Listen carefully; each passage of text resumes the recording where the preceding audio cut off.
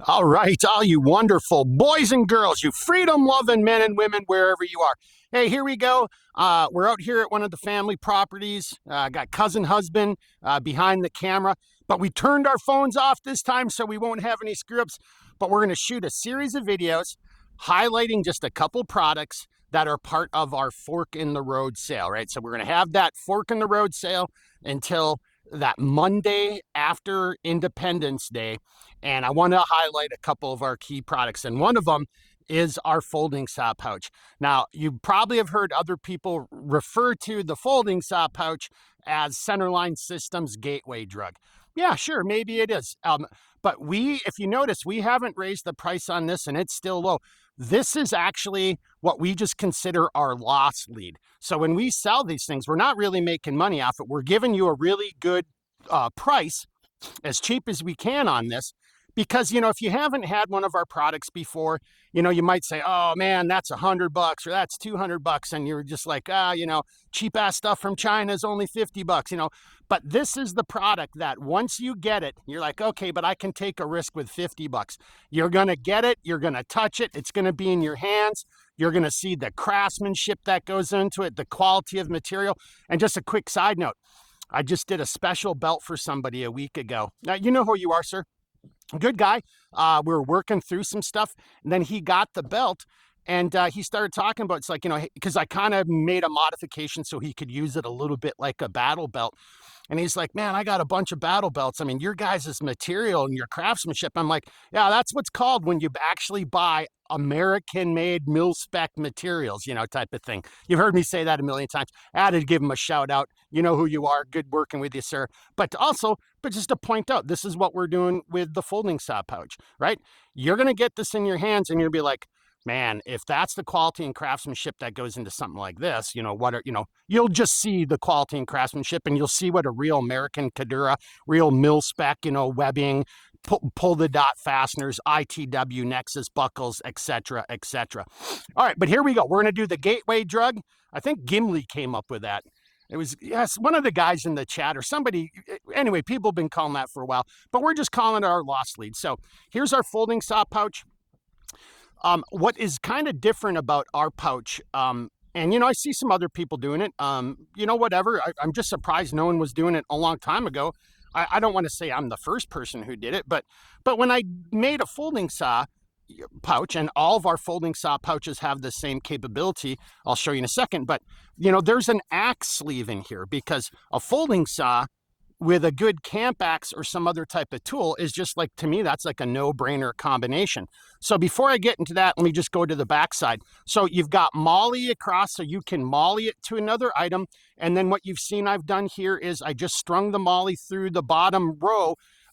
So now I could run this ad on my belt if I wanted to. So it makes an improvised belt channel, right? So wear it on your belt if that's what you want. Molly it to another piece of gear. And then I guess before I show some of the other stuff, here's a few things that you might want to, because I get people asking all the time, and let's just be honest, I don't know every tool or saw or everything out there. There's all kinds of new stuff coming out. But if your saw is anything like, this is the Baco Laplander, right?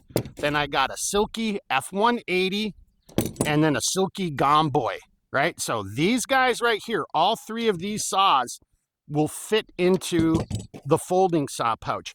I've had a handful of people, like, let's say, like, this is their saw, the Gomboy. So, you can see it comes just a little bit over the top, but there's more than enough flap. But there are some saws out there that come up another inch or two. Well, the flap, we made the flap the length it is, so it can do that if you wanted, right? And then there's more than enough adjustment still in the strappage, where if that was your saw, so take one of these saws and maybe add 2 inches to it. And that's about the max that this can do. And because at that point in time, if you've got something larger, you really need to go up to the big boy instead, right? So just a couple other little things about the pouch. Actually, I know this sounds stupid, but this saw goes in this pouch. I know, I'm a weirdo. So let me just put that back in there so I don't forget it. These two saws go in different pouches. this is my emergency car one, and this is my hunting one. So keep those separate, right? We got to keep them separated. All right, so here's just a couple little things that you can think of with the back, and I wanted to point something else out there on this axe sleeve. Well, I guess I should have pointed this out. Another thing, if you wanted to, is you could run your belt through the axe sleeve in either direction, right-handed or left-handed, and now you could have this saw in the small of your back in a scout carry, if that's what you wanted to do, right? So you can already see it's pretty damn versatile. Let's say you've got like a small knife like a Mora or something like that. Well, you can get that guy in there if you wanted to double up like this. There, nice and secure. Now I've got my Mora knife and a folding saw. So if that's how you wanted to roll, that's an option, right? So those type of items fit in the back.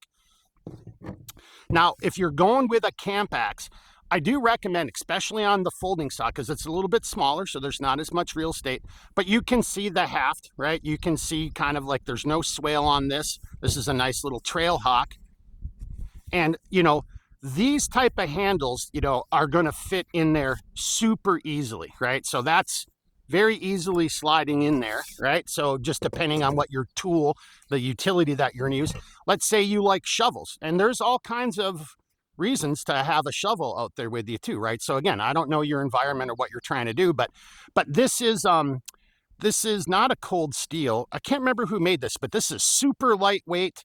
Oh, I should probably, I apologize whoever makes this, but this is a really cool lightweight shovel. And what I really liked about it is, you know, it's still relatively primitive. So even if this handle broke out in the woods, I could always fashion another handle and still get the shovel. But what I wanted to point out is look at the swale and look at the girth up here. Somebody's going to say that's what she said. All right. But now I've got that Baco Laplander inside here. And I just wanted to point this out because, you know, there's only so much space back here. It's just, that's just the way it is. But again, this guy is pretty robust. Give me a second here. I just got to get it started.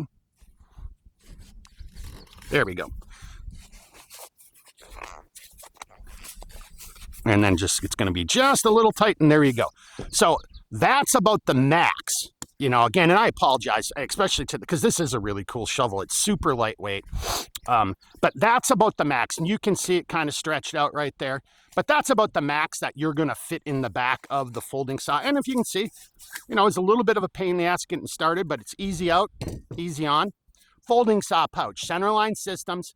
Again, when I first made this, I was surprised that there weren't companies that already had like a little axe sleeve in there in the back. So when we did it, you know, based on conversations with you great men and women, like, well, there's got to be an axe sleeve on the back. Otherwise, duh, and, or, you know, what the heck's the point of it? So there it is. It's our gateway drug. If you know, are looking to try something, well, let's go check out these Centerline Systems people. You know, the gateway drug, our loss lead.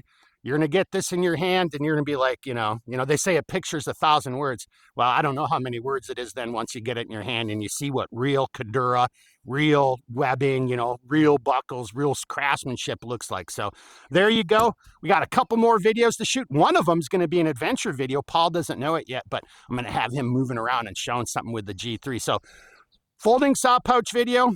Let me know if you got any questions, comments, reach out anytime. I will do the best I can. And as always, you know the deal. Keep thinking, keep moving, never quit. All right, everybody. Oh, I should say this. Sorry. Oh, I already did say it. The sale ends the Monday after the 4th of July, aka Independence Day is what it really is. So keep thinking, keep moving, never quit. See, I didn't quit. I thought I screwed up, so I went back and now I'm just rambling. Be good, everybody. We'll see you on the next video. All right. Woo!